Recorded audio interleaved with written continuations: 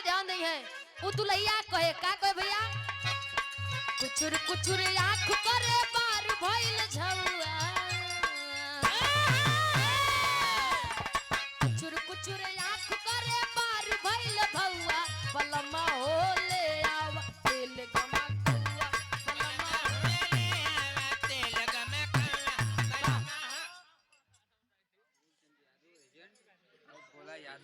फिर से वही छाया हुआ नाम आप परम सम्मानित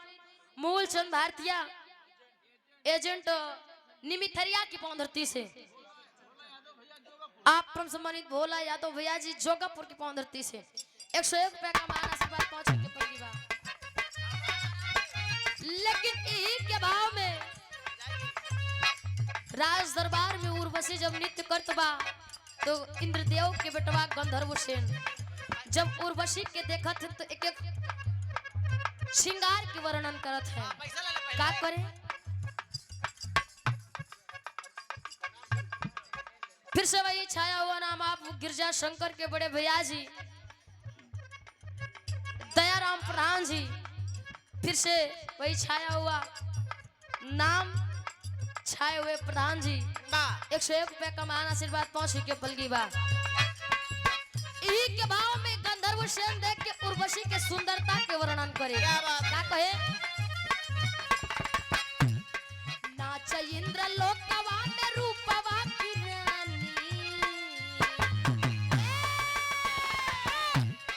नाच इंद्र लोकवा में रूपवा की रानी, कसम से हाल हम कैसे बखानी, कसम से हाल हम कैसे बखानी, कसम से हाल हम कैसे बखानी। नाच इंद्र लोकवा में रूपवा की रानी, कसम से हाल हम कैसे बखानी। क्या बात है, गंधर्व सेन देखा थे कैसे श्रृंगार करें का पहने हैं। अरे वाह भैया, पैसा ले पहले। फिर से वही छाया हुआ नाम गिरजा शंकर के बड़े भैया जी आप प्रधान जी दयाराम गार्जियन की ओर से 51 रुपए का मान आशीर्वाद वर्तमान प्रधान है। आप लोग फिर से प्रधान बनाइएगा।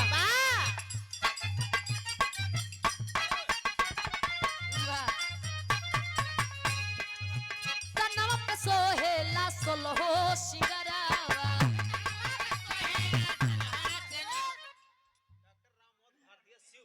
आप परम सम्मानित डॉक्टर राम अवध भारतीय शिवपुर की पौंधरती से गार्जियन की ओर से 101 रुपए का मान आशीर्वाद पहुंच के पलगी बा। कहे तनवा पे सोहेला सोलहो सिंगरावा,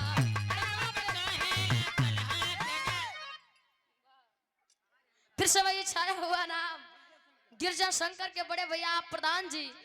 दयाराम प्रधान जी की ओर से 51 रुपए का मान आशीर्वाद पहुंच के पलगी बा। सोहेला सोलहो सिंगरावा,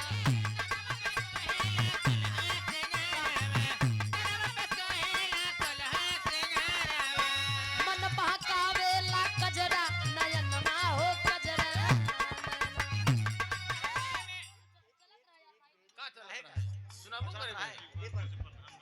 अच्छा आप गिरजा शंकर के बड़े भैया आप दयाराम प्रधान जी 51 रुपए का महान आशीर्वाद। फिर से वही छाया हुआ नाम इस समय वर्तमान प्रधान है। अब फिर से आप लोग उनको प्रधान बनाइएगा, सेवा का अवसर दीजिएगा। पहुंच के पलगी बा।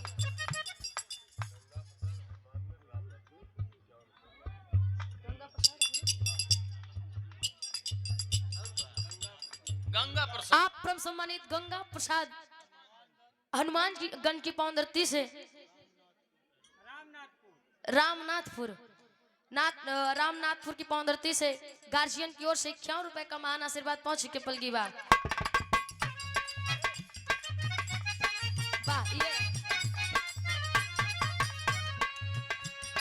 चोली की कोली है चीज मस्तानी, चोली की गोली है चीज मस्तानी, कसम से हाल हम कैसे बखानी, कसम से हाल हम कैसे बखानी, कसम से हाल हम कैसे बखानी। फिर से वही छाया हुआ नाम आप परम सम्मानित गिरजा शंकर के बड़े भैया आप दयाराम प्रधान जी 51 रुपए का महान आशीर्वाद पहुंच चुके पलगी बा। बाबूजी इधर गंधर्व सेन उर्वशी के देख के एकदम मोहित हो गए। वाह पागल सेन कितनी सुंदर है ये, वाह कितना बढ़िया श्रृंगार किया है। कई अगर इनसे हमार शादी हो जाता है तो जान ला हमार जीवन एकदम ध्यान दे, फिर हमार शादी हो जाए तो हम तर जाए। पैसा पहले हम तो आप परम सम्मानित हमारे गार्जियन गुड्डू सरोज ज्ञानपुर की पौंदरती से 101 रुपए का महान आशीर्वाद। वाह भैया आराम से हम आप परम सम्मानित हमारे गार्जियन आप संजय ठेकेदार भदोही की पौंदरती से गार्जियन की ओर से 51 रुपए का महान आशीर्वाद 5 के पलगी बा। प्रधान जी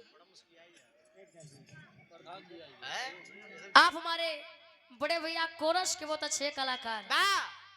कोरस है कि नहीं हाँ ये जान ला बिराहू वो बढ़िया गावा थे। वाह और ऑलराउंडर कलाकार है, वाह चाहे प्रेम में हो हाँ सबके थो वहाँ चाहे जोन हो काय हम कही।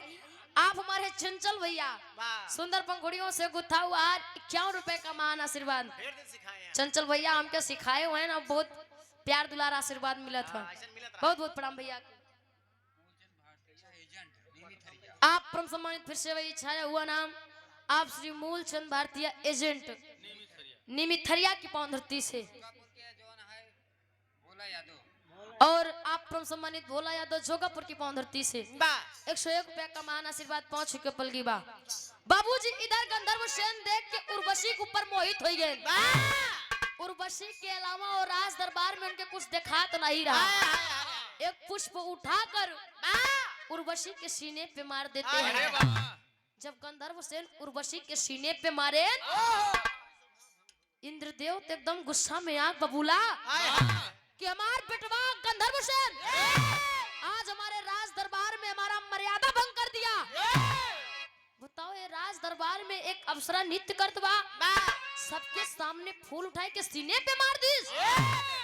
गुस्से में आकर कर बाबूजी इंद्रदेव शराब दे देते हैं कि जाओ मैं तुझे शराब देता हूँ कि पृथ्वी लोक पे तुम गदहा बनकर रहोगे। इतनी सरपिया जब गंधर्व सेन सुने तो हाथ जोड़ के इंद्रदेव के गोड़ पे गिर गए। होत का भैया आगे ये है, हाँ।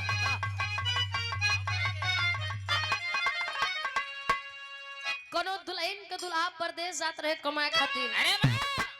दुल्हैया के नया नया गौना भवा रहा। दुल्हैया हाथ जोड़ के कह के हमार राजा अरे वाह अबे तो हमार नई नई शादी भे बा, तनी कुछ दिन घरे और रुक जा। हाथे के मेहंदियों नहीं छूट बा काहे छोड़ के जाते हैं। कहे कुछ दिन और रुक जा फिर हम मना तो क्या करब ना फिर तू कमाए चला जाया। दुल्हैया हाथ जोड़ के कहे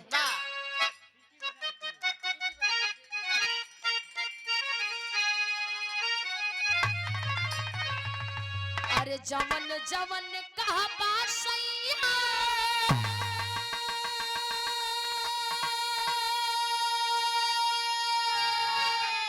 अरे माना बोझनी किया में राजा हो। अरे जवन जवन कहा बात सही है माना बोझनी किया में मत जा विदेश राजा चढ़ल जवानिया में मत जा विदेश राजा चढ़ल जवानिया में मत जा विदेश राजा चढ़ल जवानिया में। लेकिन इही के भाव में गंधर्व सेन हाथ जोड़ के इंद्रदेव पिता से गलती मानत है।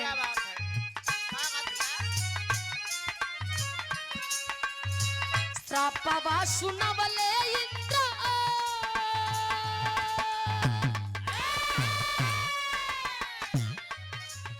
श्रापवा सुनवले इंद्र मानवा बशोक में रानी के गदहवा बेटा जैवा मृत्युलोक में बलि के गदहवा बेटा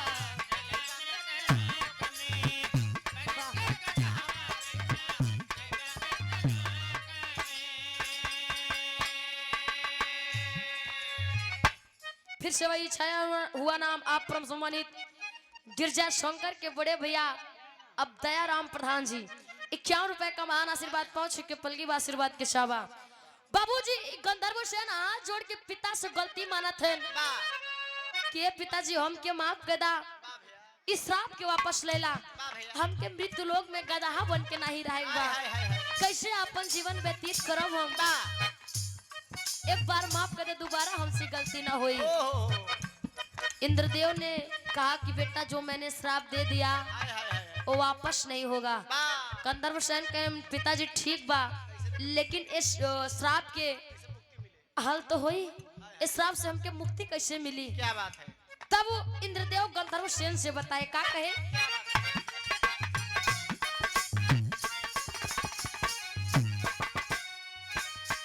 गदहा के खोल जाबो आगिया में जाली है गदहा के खोल जाबो आगिया में जाली है गदहा के खोल जाबो आगिया में जाली है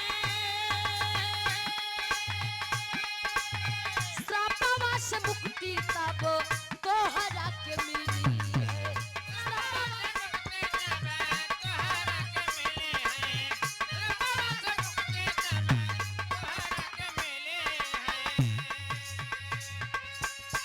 धरती पे गिरा तुरंत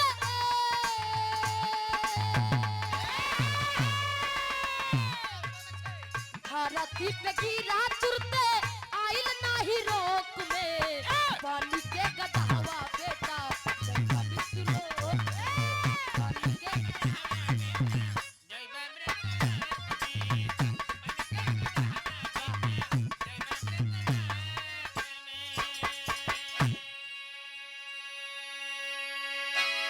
इंद्रदेव कहन बेटवा एकर एक उपाय बा हाँ भैया मृत्यु लोक में जब गदहा बन के रहबा बा तो तहार बियाह एक कन्या से होए क्या बात है यानी रहबा तू गदहा लेकिन तहार बियाह हाँ कन्या सोई एक इंसान के लड़की से होए क्या बात है गंधर्व सेन कहन पिताजी ई कैसे हो सकत ह बा कि हम गदहा रहब बा हमार बियाह लड़की से होए ओ क्या करे भैया के करे अपने बिटिया के बियाह इंद्रदेव कहन देखाई तोरे ऊपर बा तार समस्या तू जाना बा अब गलती करे आज सजत होकर भोगवे करवा बा कहन जब तार बियाह लड़की से हो जाए सुहाग रात में तार दुल्हन सूर्य भगवान के उदय होए से पहले अगर तार खोल आगे में जलाए दे बा तो जान ला तू श्राप से मुक्ति हो मुक्त हो जाबा वो श्राप से तो के मुक्ति मिल जाए क्या बात है फिर से इंद्रलोक आई जाबा फिर से वही छाया हुआ नाम आप गिरजा शंकर के बड़े भैया जी बा भैया आप दयाराम प्रधान जी बा भैया 51 रुपए का मान आशीर्वाद पहुंचे के पलगी बा बा कहन लेकिन इहू में एक समस्या बा बा भैया ई बात जब बियाह हो जाए बा अपने दुल्हन से बताया जी अगर बताए देबा तो जान ला कुल काम बिगड़ जा बिगड़ जे बस इतना ही बता सकत है आई तो कह दई ये हमार कान धई के खींचा बा हम देखब एकदम नौजवान हैंडसम दुल्हा बन अरे जाता वाह इतना ही बताया बकिया खोल जलावे वाली बात ना बता ना बताए अगर वो अपने मन से कह दी बा तो जान ला तो के श्राप से मुक्ति मिल जाई गंधर्व सेन कहन ठीक बा पिताजी अब गलती करे सजा तो हमके भोगने पड़ी भोगाइन के पड़ी इधर गंधर्व सेन गदहा बन के बीच जंगल में उज्जैन शहर में जाए के गिरे क्या बात है जब उज्जैन शहर में गदहा बन के गिरत है बा तो होत कभी टेरी के भाव लगत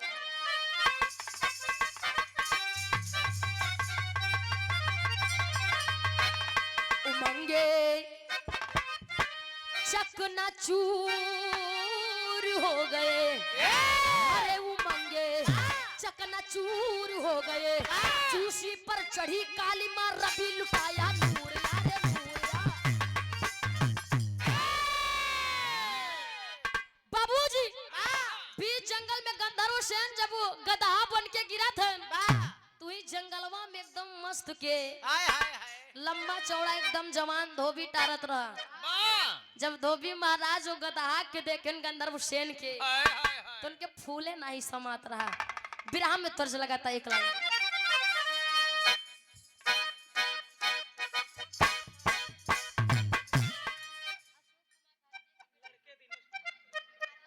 परम सम्मानित हमारे गार्जियन आज के मलिकार अशोक कुमार भैया के आप सुपुत्र दिनेश कुमार भैया जी इस भाव को समझते हुए 51 रुपए का महान आशीर्वाद भैया के बहुत बहुत प्रणाम बा।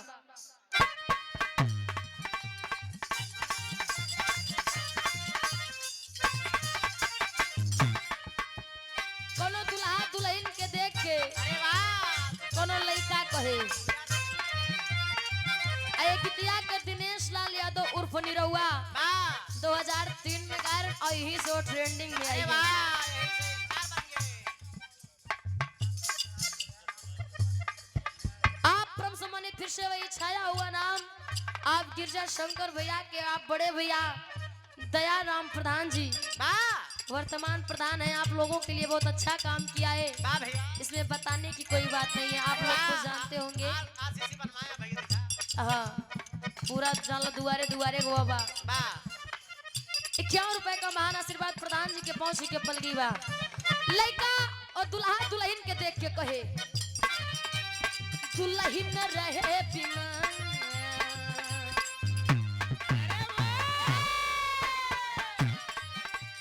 दुल्हन रहे बीमार निरहुआ निरहुआ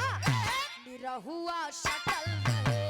दुल्हन रहे बीमार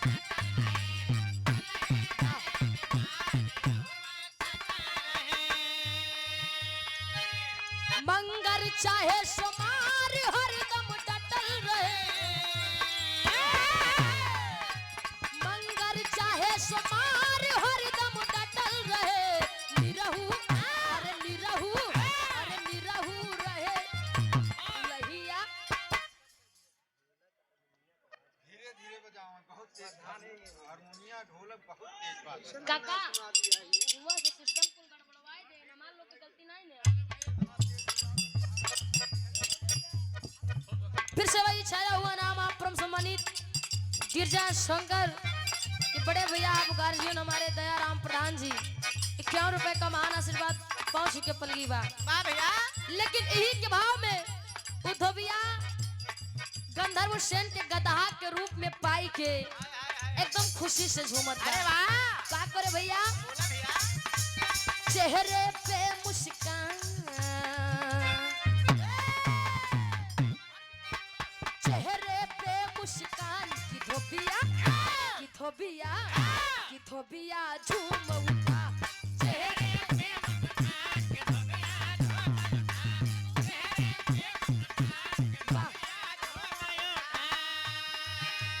होई के चला उतान की थोबिया झूम उठा होई के चला उतान की थोबिया झूम उठा चेहरे पे मुस्कान की धोबिया झूम उठा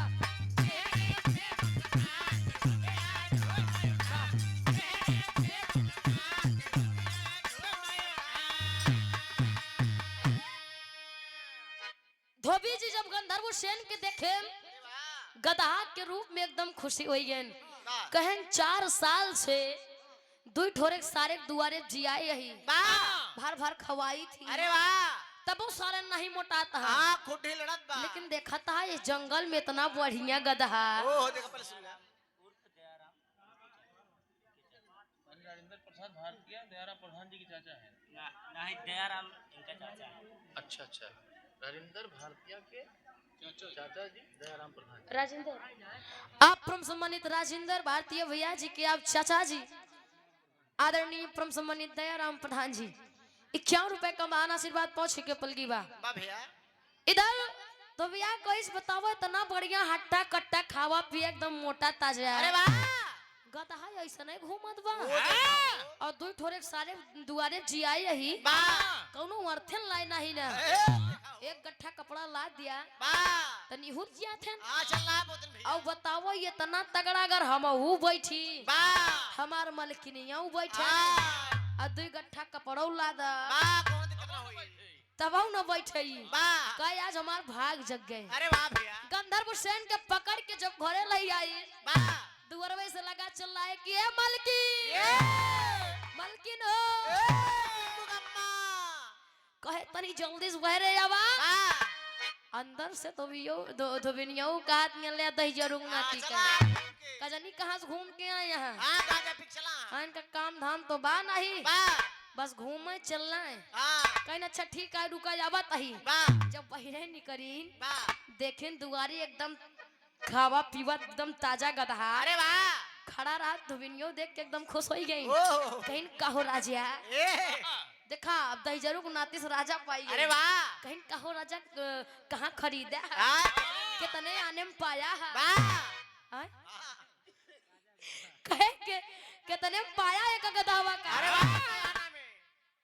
कहन देख केहू से बताए छी वाह चुप रहो एक गदहा हम भी जंगलवा में पाए हैं हाँ लेकिन अगर केहू तो सी पूछे हाँ कह दू हमारे सैया हमारे धोबी जी हाँ खरीद के लावत हाँ खरीद के ले आए हाँ भाई मजा ही से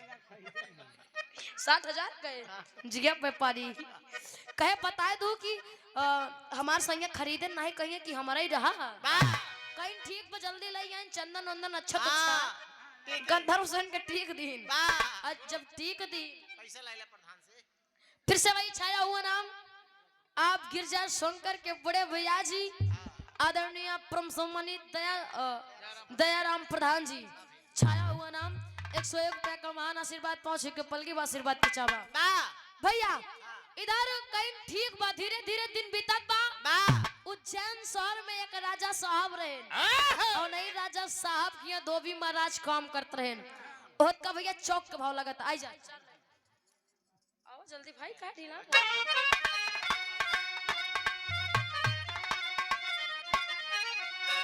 चौक में भाई जिया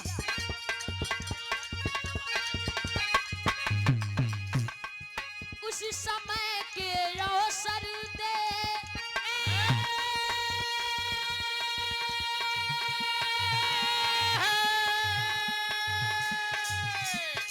लड़की एक सयानी थी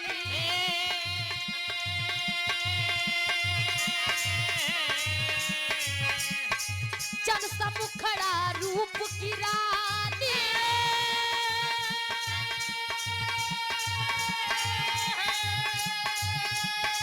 चढ़ती हुई जवानी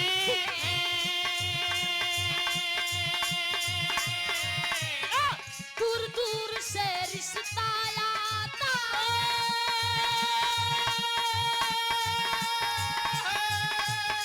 बात नहीं बन पाती थी धोबी धोबी न चर्चा करते धोबी धोबी न चर्चा करते गदहा कबीरा सता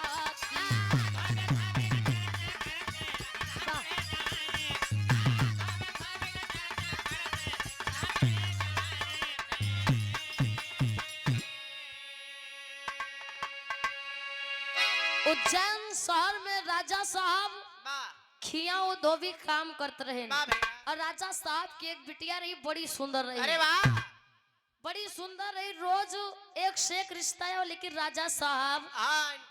इनकार इनकार दे दे कह देते रहे कहना बे अपने बिटिया के बियाह हम हाँ करब ना जब हमरे बिटिया के जोड़े हाँ पर मिली बर मिल जाई तो हम खुदे कह देव वाह भैया रोज एक से एक रिश्ता आवे वाह और धोबी महाराज काम करते रहे कुल देखे वाह भैया कहा बताओ इतना बढ़िया बढ़िया रिश्ता आवत बा हाय हाय हाय लेकिन हमारे राजा साहब के मत बउरान बा वाह राजकुमारी इतनी सुंदर यहाँ बढ़िया बढ़िया रिश्ता हुआ बा हाँ काली का ब्याह करेंगे का जानी कब बियाह करिए हाँ, कुल देखे घर जाए के अपने मलकिन से बतावे वाह कि ये मलकिन ए,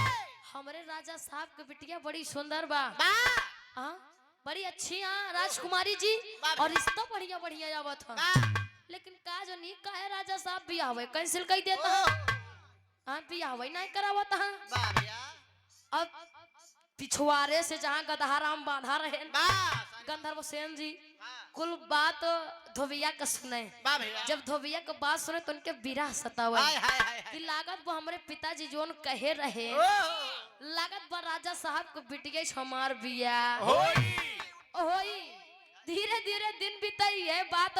रोज धोबी महाराज आए के मलकिन से बतावे वाह एक दिन गदहा यानी गंधर्व सेन अपन हिम्मत जुटाई के वाह कहन चलते ही आज मालिक से कहा वाह भैया मालिक से कहा कि जाके राजा साहब से कह दिया वाह अपने बिटिया बिया हमरे साथे कराई दे। वाह पहापट के भाव में उ गदहा कहे आजा। रुक जाओ बाबू बड़े पान पारस ले लो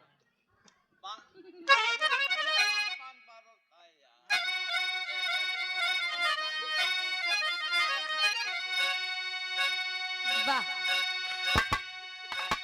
लाई ले दादा का लाई लिया।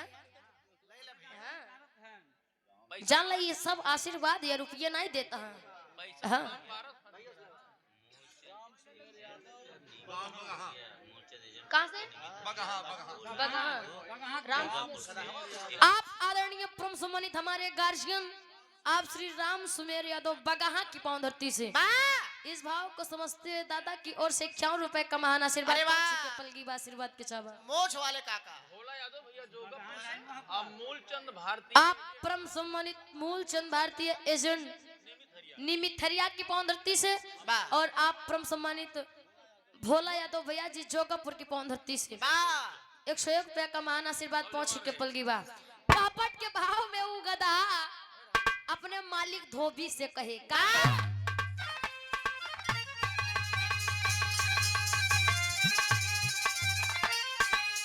अरे बोला गधा धोबी के समनावा मनवा मानैना। अरे बोला गधा धोबी के समनावा मनवा मानैना। हमरो पूरा कइता यार मनवा मनवा मानैना।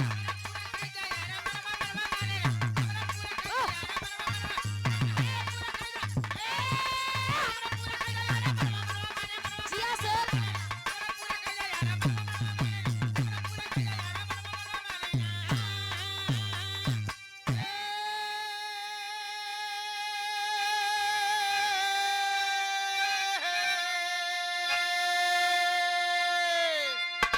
बोला गधा धोबी के समनवा मनवा मानै ना।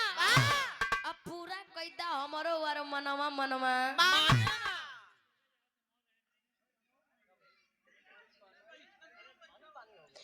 आप आदरणीय परम सम्मानित आप श्री राजेंद्र भारतीय जोगापुर की पावन धरती से वाह भैया और आप परम सम्मानित दयाराम बिंद प्रधान जी वाह प्रधान जी के चहेते यानी चाहने वाले क्या बात है प्रशंसक उनके प्रशंसक प्रधान जी की ओर से 101 रुपए का महान आशीर्वाद पहुंच के पलगी बा आशीर्वाद के छावा। वाह भैया जब दो गदावा जाए के कह कि ए मालिक हमारे दिल में एक बात बा अरे वाह अया जो का हम कह के रहा। वाह जब धोबिया सुनिस कैस ये गदावा जी आई सर्व बोलो बहु करत है वाह देखता जैसे मनाई बोलत बा हाय हाय हाय कहे अच्छा का कहे चाहत है वाह तब कहे पहले बंदे अरे जाके राजा साहब जी से संदेशवा सुनाई।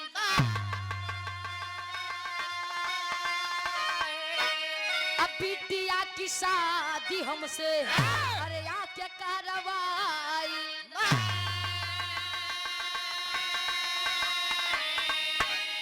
अरे सुन के धोबी की हले बात तू फनावा मनवा मानैना। अरे सुन के धोबी की हले बात तू फनावा मनवा मानैना। सरवा लेबे हमरो तै पारनवा मनवा मानैना। जिया से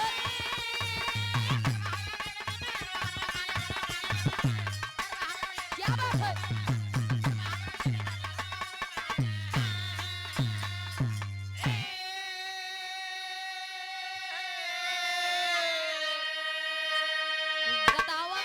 मालिक हमका जिया या जितना काम कराऊ कुल काम हाय करा को काम बाकी न रही बस हमारी एक बात मान लिया एक संदेश हाय हाय जाए के अपने राजा साहब के सुनाई दिया वाह जकरे खिए तू काम करा अरे था वाह जाए के कह दे राजा साहब के ए कि अपने बिटिया के बियाह हमसे कराई दे वाह बकिया तू जितना काम कराऊ हम कुल कराओ। अरे वाह डबल करम भैया धोबिया कही ससुर के नाती क्या देखा हो बोलत जोन तोन बोलत ही बा वाह कहा तई राजा साहब से जाए कह दे अपने बिटिया के बियाह हमसे कराई ए दे। सारे बताओ इतना बढ़िया बढ़िया रिश्ता आवत बा हां राजा साहब मनता ही नहीं ने वाह ये अपने बिटिया के बिया राजकुमारी के बिया हां एक गदहा सारस कराए एक गधा से हाँ? ये गधा साले से करेंगे वाह गधा घोड़ा रहेगा कहे सारे आज तक कह दे आज के बाद अगर ये जुबान खोले अरे वाह तो सुई धागा से तोर जुबान सिल दे वाह तो हमका मरवावे ए फांसी पे लटकोइया है ए देखा हो हैं देखा सारे का मरवावे चाहते हैं वाह कहे आज कह दे आज की बात कहे जी कि हमार बिया राजा साहब की बिटिया से कराई दिया कहे आज गलती तोर माप बा वाह जा मां बा आज गलती तोरे छीन क्या आप परम सम्मानित वाह फिर से वही छाया हुआ नाम वाह आप गिरजा शंकर के बड़े भैया वाह आप दयाराम प्रधान जी अरे वाह भैया काम कर रहे हैं भैया एक गांव में बहुत सारा काम करे हैं बहुत आप लोग के सेवा करे हैं वाह अब फिर से सेवा के अवसर दिया क्या प्रधान बात जी है के 51 रुपए का महान आशीर्वाद पहुंच के पलगी बा दूसरे बंदे अरे मोर भैया एक 10 रुपया तो अभी कहीं ठीक बा आज कोई दाई आज के बाद कहा जिन और गधा के बात टाल देन फिर धीरे धीरे दिन बीतत बा धीरे धीरे दिन बीतत बा वही हाल राजा खिया होत बा वाह कि बढ़िया बढ़िया रिश्ता आवत बा राजा साहब कैंसिल कर दे अरे वाह अब जैसे आप लोग यहाँ विरहा सुने आए हैं वाह अब यहाँ का होत बा का गावत ही वाह जो नहीं झगड़ा लड़ाई होत बा वाह हैं? जगह जगह बियाह हो जाए के मलकिन से जरूर बताई है कि आज गजब हो रहा है हमारे चैनल वाले भैया लगाए नौ से सुबेरे बढ़िया बढ़िया लिखी है हाँ रोहित सुहाना ने ये कर दिया मुस्कान चंचल ने वो कर दिया अरे खेल दिया ऐसे काका वाले हैं जाएंगे काके से बताएंगे आज गजब हुआ वाह गजब रोहित सुहाना मुस्कान कही कहन वाह और गजब मुस्कान चंचल रोहित सुहाना की कही वाह वैसे धोबीवा कुछ दिन बीता वाह फिर राजा साहब को बिटिया कहानी अपने मलकिन से बतावा अरे वाह फिर एक दिन हिम्मत जुटाई कि कहन आज हम अपने मालिक का हम मनवाए ले। हां चाहे मरबे करेंगे चाहे हमका मरबई हाँ करिए धीरे धीरे दिन बीता था होत का भैया अगले बंदी सुन भाई सुन ले पूरी बात प्रधान जी टेंटो अरे वाह आप परम सम्मानित गिरजा शंकर के बड़े भैया जी आप आदरणीय परम सम्मानित जनजन में सम्मान पाने वाले जनजन को सम्मान देने वाले वाह आप दया शंकर प्रधान जी और यहाँ पे दयाराम प्रधान जी जो कि यहाँ पे टेंट भी उन्हीं का लगा है वाह 51 रुपए का महान आशीर्वाद पहुंच के पलगी बा हां सवेरे अगले बंदे वो गधा धोबी से कहे वाह अरे कुछ दिन बाद गोदो बात दोहरा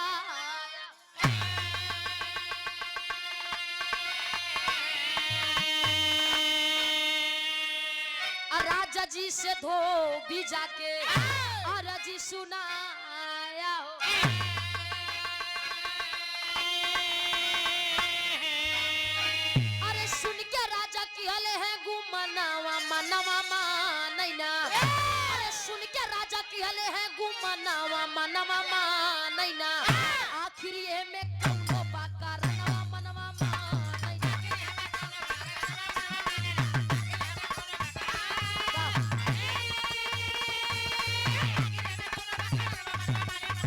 जिया से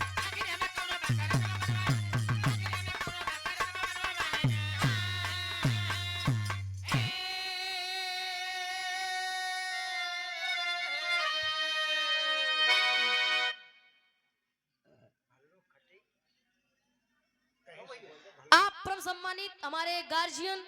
भल्लू खटिक वाह भैया गीत पे खुश हो के बाबू क्या गीत पे खुश होई के दादा की ओर से क्या बात है 51 रुपए का महान आशीर्वाद पहुंच के पलगी बा क्या बात है आशीर्वाद है पैसा ना हो हां एक हमका लावा आशीर्वाद ले ले भैया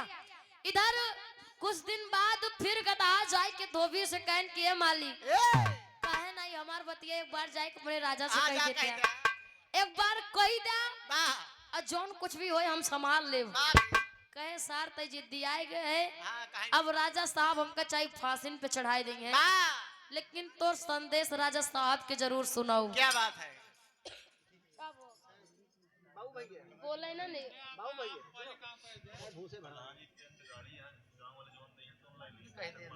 अरे वाह क्या बात सहयोग में भैया आप आदरणीय परम सम्मानित आप गिरजा शंकर के बड़े भैया जी वाह आप आदरणीय परम सम्मानित दया शंकर प्रधान जी दयाराम दयाराम प्रधान जी और टेंट भी है गाड़ी भी है वाह गांव में जेका भी चाहिए आए हाय दे थे। प्रधान जी फ्री में दी हैं क्या बात है? कोनो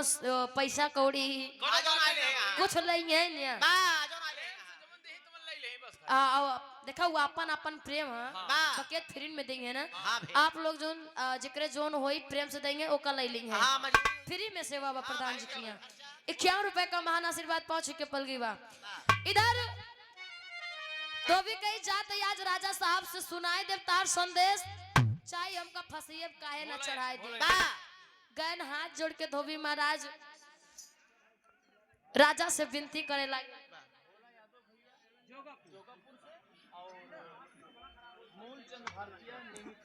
आप परम सम्मानित मूलचंद भारतीय एजेंट साहब निमिथरिया की पौंधरती से और आप हमारे गार्जियन श्री भोला यादव जोगापुर की पौंधरती से 101 रुपया का मान आशीर्वाद पहुंच चुके पलगी बा बा इधर फिर से वही छाया हुआ नाम आप परम सम्मानित गिरजा शंकर के बड़े भैया आप दयाराम प्रधान जी जेकरे टेंट गाड़ी कुल बा वर्तमान प्रधान भी हैं और आप लोग के सेवा करते हैं आगे चल के करेंगे फिर से प्रधान बनावा बा जाएगा जे कॉलोनी ने पाओ है कॉलोनी देंगे जे कॉलोनी न पाए होए हाँ। कॉलोनी देंगे जे नलका न पाए होए नलका देंगे हैं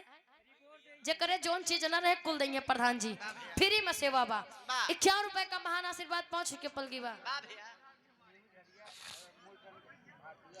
आप परम सम्मानित फिर से वही छाया हुआ नाम आप हमारे गार्जियन बा भैया मूलचंद भारतीय एजेंट साहब निमिथरिया की पौंधरती से और आप परम सम्मानित हमारे गार्जियन भोला यादव जोगापुर की पौंधरती से 51 रुपए का महान आशीर्वाद पहुंच के पलगी बा आशीर्वाद के चावा बा इधर तो भी गए राजा साहब से हाथ जोड़ के कहने राजा साहब घरवा हम एक गधा जी आए हई और उस सरवा रोज हमसे कहा कि जाए के अपने राजा साहब से कह दिया कि अपने बिटिया बिया हमसे कराए दे राजा साहब अब हम का करी हमार जीव खाई ले रहा हम एकदम मजबूर कह दी हमार गलती माफ कह दे लेकिन योकर संदेश रहा हम सुनाओ बड़ा जरूरी रहा राजा साहब सोचन कि एक गधा होई के कहत बा मनाई कि नहीं बोलत बा एक गधा होई के हमरे बिटिया शादी करे चाहत बा एकर मतलब ओमे कौनो राज हो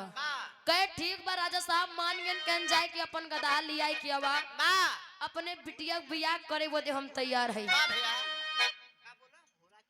भोला चाचा छोटका हिरान और निमित हरिया से फूलचंद भारतीय भैया भोला यादव भैया छोटके हिरान से आप परम सम्मानित हमारे गार्जियन भोला यादव चाचा जी हमारे छोटके ऐरान से यानी जोगापुर की पौंधरती से आप परम सम्मानित मूलचंद भारतीय एजेंट साहब निमिथरिया की पौंधरती से हाँ दोस्ती पक्की हुआ 101 रुपए का महान आशीर्वाद पहुंच के पलगी बा भैया इधर गधा धोबिया एकदम खुशी खुशी गवा अपन गधा के यानी गंधर्व सेन को लेके आई गए हां ना हवाई के आवत का आला के भाव लगाता भैया लाख से बने हवाई से अरे मेटे ना मिटाला खाली विधि के विधनमा भैया बेधे ना मिटाला बेधे क्या बेधनवा भैया बेधे ना मिटाला तब बेधे क्या बेधनवा भैया होला उहे चाहे जवन देख सरकार ओए वह चाहे चाहे सरकार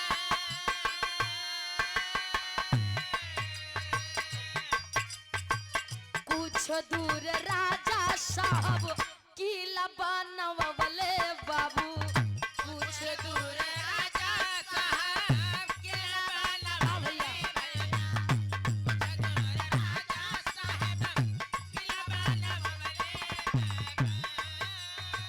गाता की शादिया के फैलल समाचार गाता के शादिया के फैल समाचार राजा जी के बिटिया के गाता दुल्हवा बाबू राजा जी साहब के बेटिया के गधा दुल्हवा वाह। राजा जी के बेटिया के गधा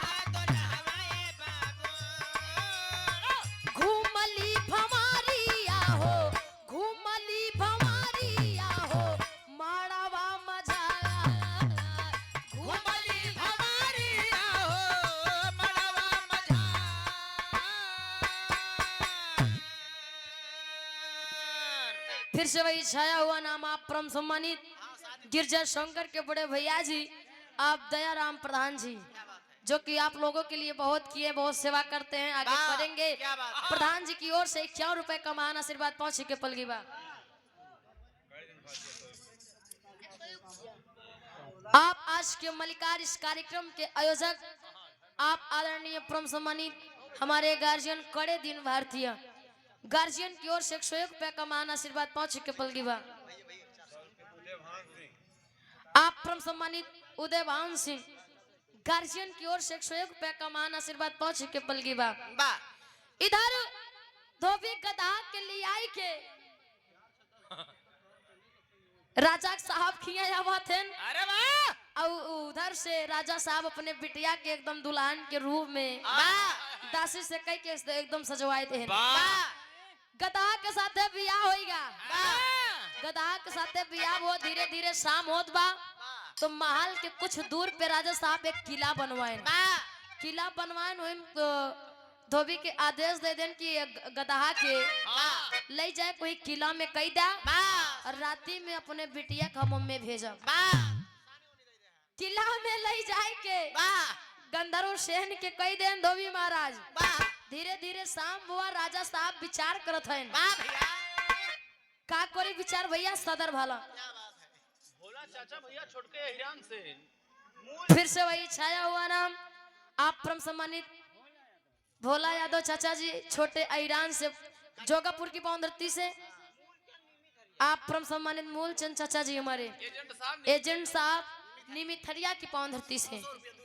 101 रुपए का महान आशीर्वाद पहुंच के पल के बाद आशीर्वाद के चाबा कहे सदर आला लगा था भैया जी।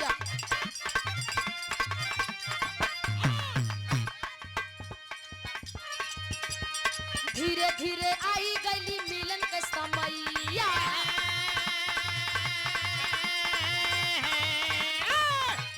गधा को भेजे राजा किला के मजा।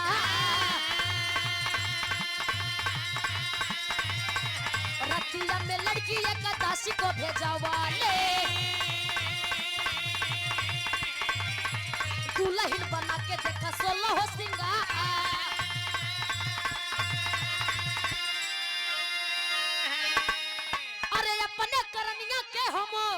अरे भोगत ही पपवा कान धै के खींचा मिट्टी सारा उजिया।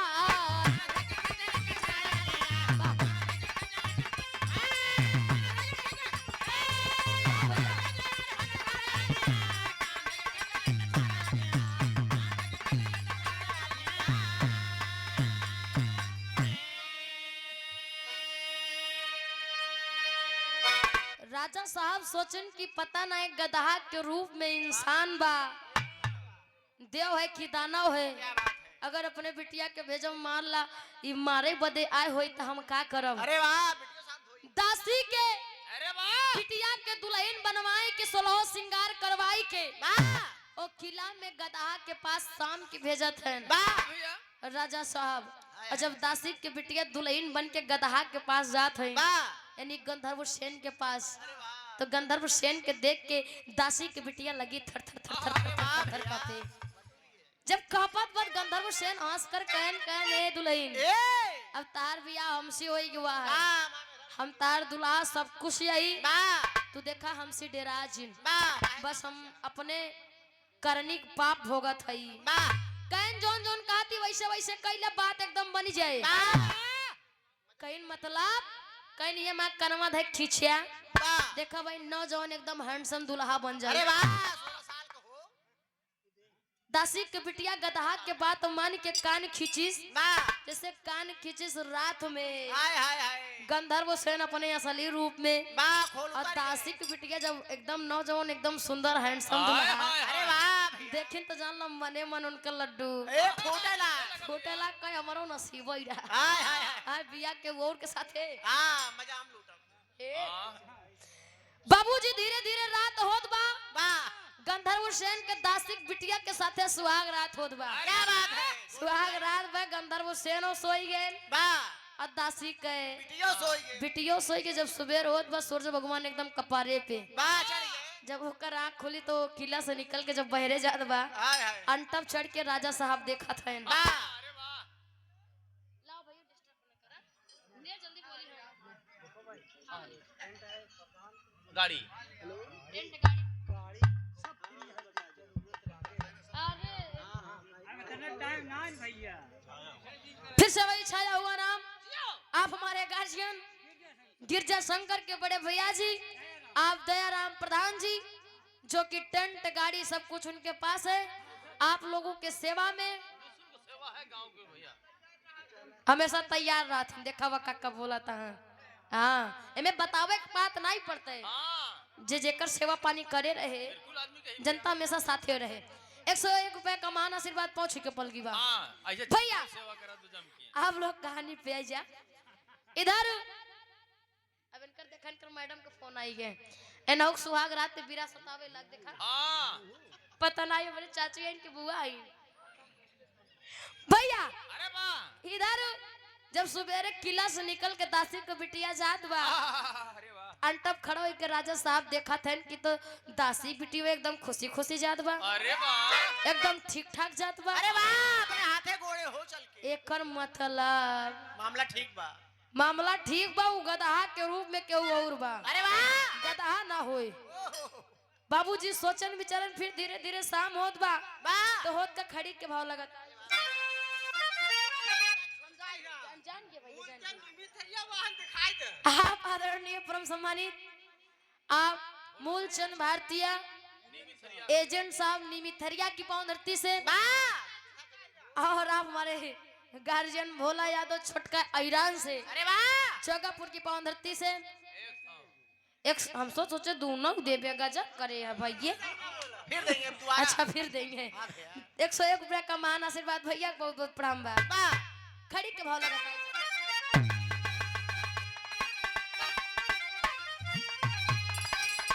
अरे खोल तनिकी उतारे अरे या जोरी हो गई अरे खोल तनिकी उतारे अरे या जोरी हो गई आइल देवता धरतिया पे सोरी हो गई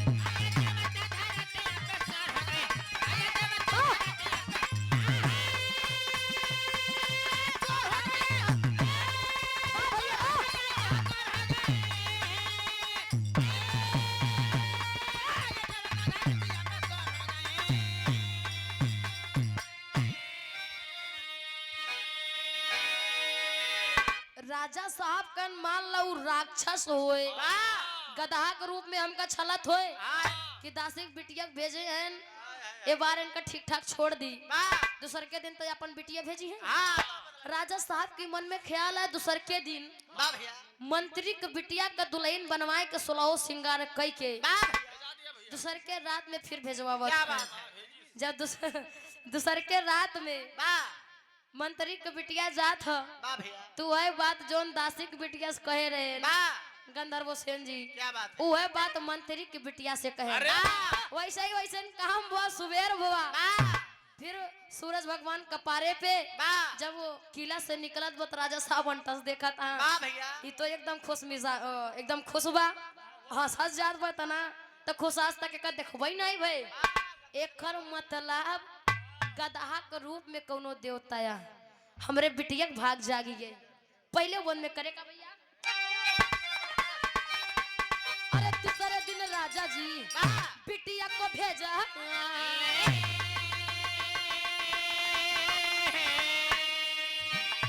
जलतिया गिनिया में खोलिया जलावा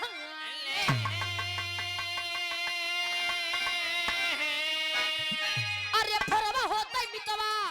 अरे कठोरी हो गई अरे फरवा होता मिटवा अरे कठोरी हो गई आइल देवता धरतिया पे सोरी हो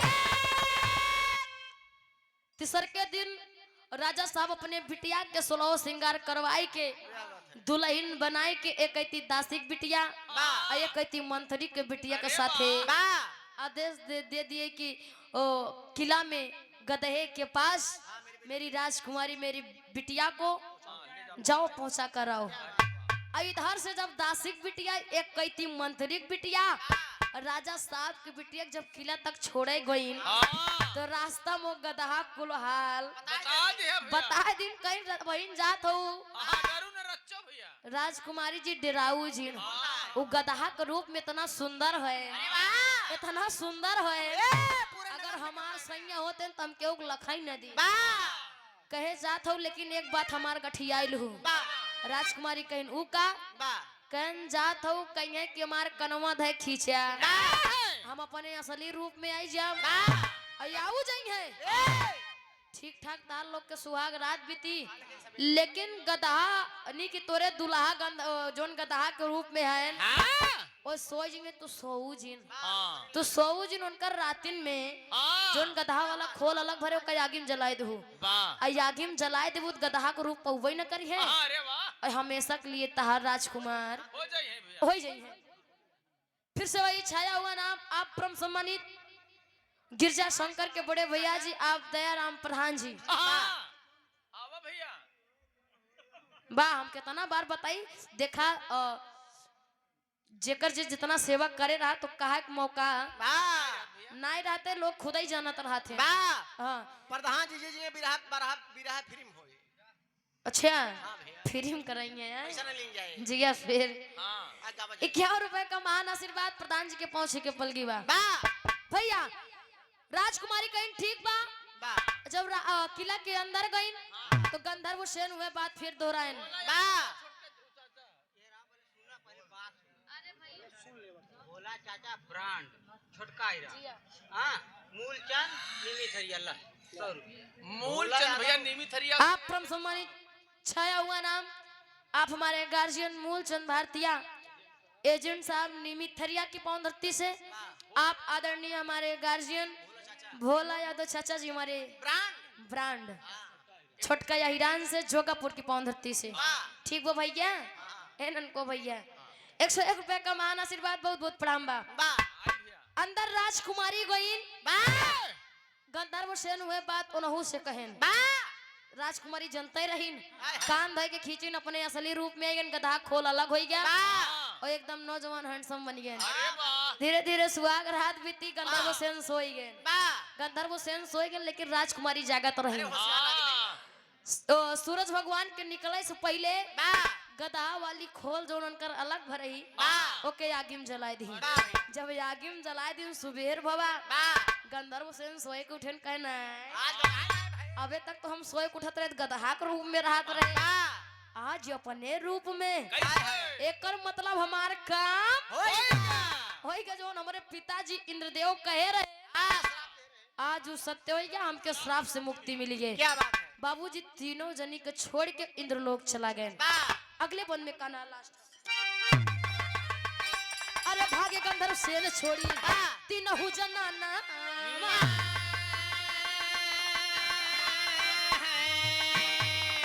तीनों के गोदिया में जन्म ललाना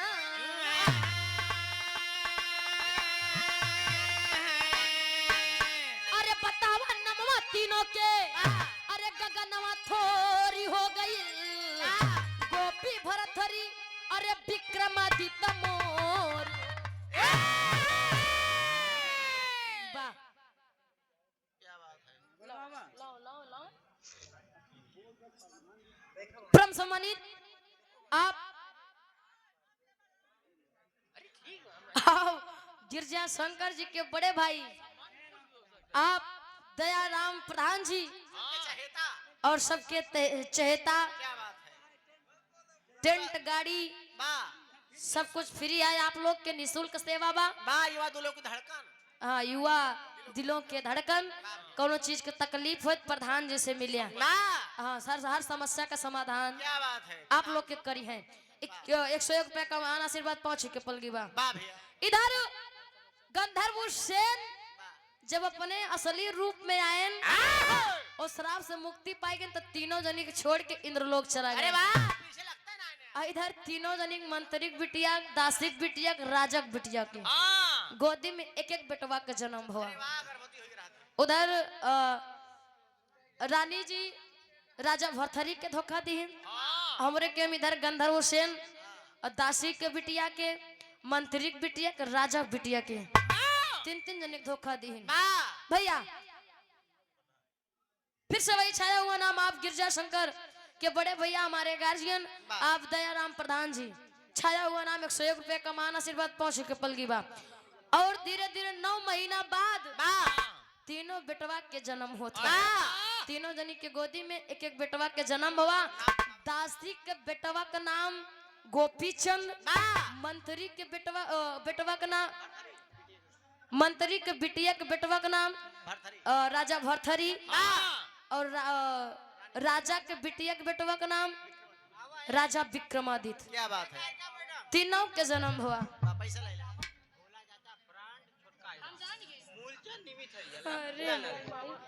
फिर से वही छाया हुआ नाम आप हमारे गार्जियन मूलचंद भारतीय एजेंट साहब निमिथरिया की पावनधरती से। और आप हमारे गार्जियन भोला यादव चाचा जी ब्रांड छोटका अहिरान जोगापुर की पावनधरती से 101 रुपया का मान आशीर्वाद पहुंच के पलगी बा। यानी राजा विक्रमादित्य, राजा भरथरी और राजा गोपीचंद तीनों जने के जन्म और तीनों जनी से हाय हाय बाबा। अब बाप हो इक्के गंधर्व हुसैन। बा लास्ट वन में ही बिटिया गुरु घराने का परिचय दिया है।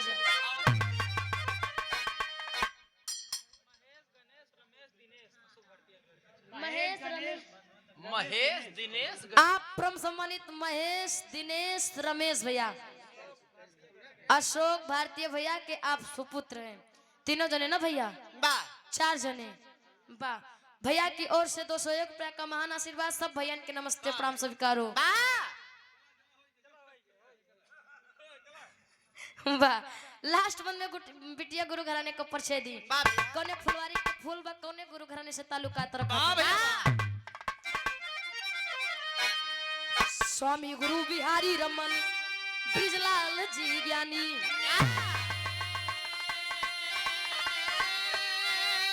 वाह। अरे कभी जब प्रसाद की कलम अरे परसत रंग नुरानी हो।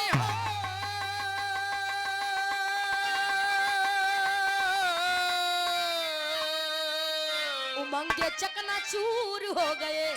मुस्कान सूर्य भान का भी रहा है मशहूर। उमंगे चकनाचूर हो गए।